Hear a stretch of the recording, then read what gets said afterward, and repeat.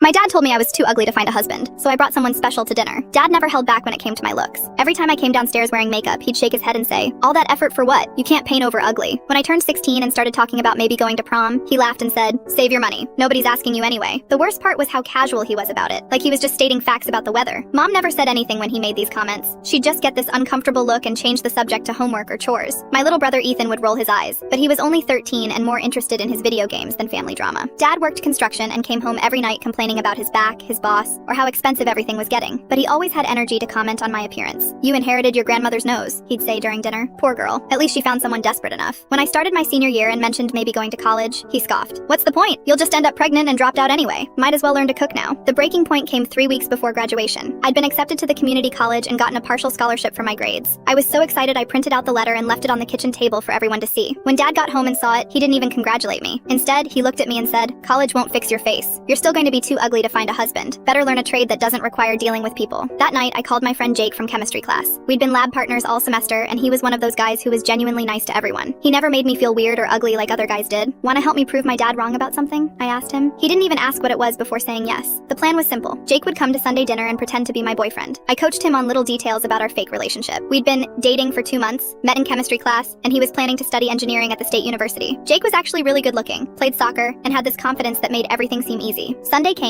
and I spent extra time getting ready. Not because I thought it would make me pretty, but because I wanted Dad to see I'd made an effort. Jake showed up right on time wearing khakis and a button-down shirt, carrying flowers for Mom like I'd suggested. When I introduced him as my boyfriend, Dad's face went completely blank. During dinner, Jake was perfect. He complimented Mom's cooking, asked Dad about his construction work, and even played video games with Ethan afterward. He held my hand at the table and called me beautiful twice, once when he thought Dad was listening. Every time Dad tried to make one of his usual comments about my appearance, Jake would jump in with something positive. "I love how Jenna always knows exactly what she wants," Jake said when Dad mentioned I was too picky about restaurants. "She has great taste." When Dad brought up my unfortunate features, Jake looked genuinely confused and said, "Are we talking about the same person? I think she's gorgeous." The kicker came when Jake was leaving. He kissed my cheek in front of everyone and said, "See you tomorrow, beautiful." After his car pulled away, I found Dad standing in the kitchen looking completely lost. "Where'd you find him?" he asked quietly. "Chemistry class," I said. "Turns out some people actually think I'm worth dating." Dad nodded slowly, not meeting my eyes. He seems like a good kid. The next morning at breakfast, Dad was different. Instead of his usual comment about my hair or clothes, he asked if I wanted him to drive me to school. "Jake's picking me up," I said. Dad nodded and went back to his coffee. Jake and I kept up the fake relationship for 3 more weeks until graduation. He was such a good sport about it that we actually became real friends.